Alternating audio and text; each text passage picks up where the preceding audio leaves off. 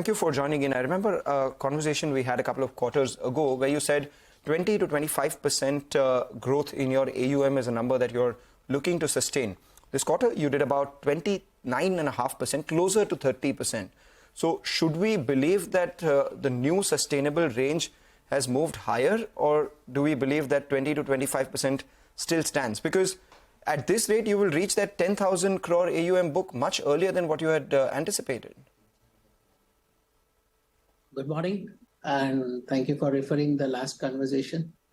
As such, strategically, we are inclined towards a growth of anywhere between 20 to 25%. And being a company of more than 2 decades, we always believed that it is not always fair to determine the growth, but at times it is good to discover the growth also. So as we get the favorable situation in the market in terms of liability raise, in terms of the asset quality, in terms of the opportunities we get in the competitive landscape to the segment we serve, we may perform better than what we had anticipated. But still, we'll hold on to a guidance of anywhere between 20 to 25%. And as you rightly remarked, we are a striking distance away from a very important milestone of 10,000 crores, which should happen by Q4 this year. And if you combine our housing finance on a consolidated basis, we should be close to 10,500 crores by the year end. Okay. So, I don't think asset quality is too much of an issue for you all. Your gross NPA is at around 2%. But if you had to break up, the asset quality trends within your segments, you have micro enterprise loans, SME loans, which is growing at a fast rate, two-wheelers, CV loans, salaried personnel.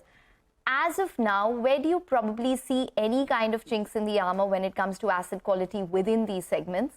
And what are you guiding for in FY24? See, on a AUM basis, if you see our performance over all these years, we have demonstrated our capabilities to maintain a good quality of assets. And going forward also, we would like to give the guidance of a net stage 3 assets of anywhere close to 2% or less than that.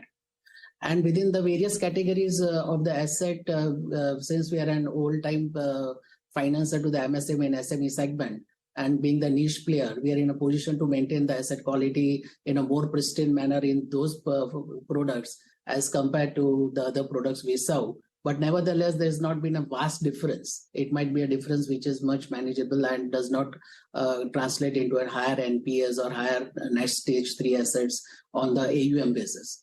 And the way we design our products and the credit delivery and the disbursement is such that we have a very cautious approach and a very conscious approach towards the quality of the assets. So within it is all range bound, anywhere between 2 to 3% on gross stage 3 assets, and net stage 3 assets will be between 1.5 to 2%. Okay. Can you just tell us about your MFI segment? Your loan growth momentum seemed to have slowed down there. Why is that? See, as we grow our balance sheet size from our MEL segments, that is micro enterprise loans, we are focusing also on the growth on the small and medium enterprise loans. So if you see our micro enterprise loans where the ticket size is close to say around 45 to 50,000 rupees, whereas in our SME loans, the ticket size is anywhere between around 17 to 20 lakhs of rupees, is where we have started focusing upon. So if you see the overall the performance of the company in terms of the product mix, the SME product is also catching up with MEL. So as we grow our balance sheet size, the MEL will continue to grow at a lesser pace as compared to our other loans, that is SME and all other products. All right, let's talk about a quick few numbers then, Mr. Gandhi, and let's keep it as crisp as we can here. Outlook on NIMs and, the kind of incremental cost of funds that you have. You've maintained a band of 6 to 7%. Is this sustainable in the current interest rate environment? We are confident about that. I think we all know that the last year was a very volatile year in terms of the interest rates, and even despite of that, we will be in a position to maintain that 6 to 7% of NIMs. Having said that, for NBFCs, when it is MCLR-backed loans, some of the interest rate hike might transfer to this year also. But we have the time to recoup that on the pricing as far as the assets we create, and hence we are confident that the NIMs between 6.5 to 7 will be maintained. Okay, 6.5 to 7. You said that you are reducing your dependence on NBFC partners. It had come down from 55% to 45%. Where does that number settle? That's point number one. And secondly, you're looking to increase the number of branches as well to about 225. What's the target for FY24 on that? I think by 24, we should free from our 149 branches. We should be close to around 175 to 80 branches. Once again, depending upon the opportunities we find at and the business that we can source from the various new outlets that we open.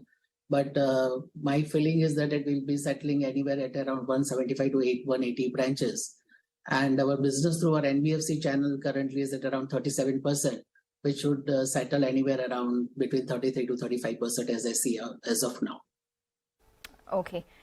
Just leave us with some broader guidance, because, you know, your assets under management over the past many quarters has grown maybe over 100 quarters. That's what I can see in your presentation. There's been a growth of around 36% CAGR. Even your profit after tax is around 40% CAGR. Considering the pace of growth that you've seen, what can you guide for going forward? What is a sustainable growth rate, say, for the next 2 years for the company on a CAGR basis, considering the rapid pace that you've already seen, and hence you would probably be sitting on a base as well? All right. So when we talk about a long journey of more than 100 quarters and a growth of 36 and 40%, that was given on a lower base. So now with close to a 10,000 crore base, what we envisage that next 3 years, we should see the growth rate. Once again, I'll repeat the same, anywhere between 20 to 25% is given. And we are very strong enablers as far as the liability is concerned, capital adequacy is concerned, and the asset whom we serve, the asset class whom we serve, gives us a sufficient opportunity for us to grow at that pace. So a growth rate of anywhere between 20 to 25% in coming 3 years is very evident and distinct. All right. Thanks a lot, Mr. Gandhi, for joining in and giving us those answers. We have to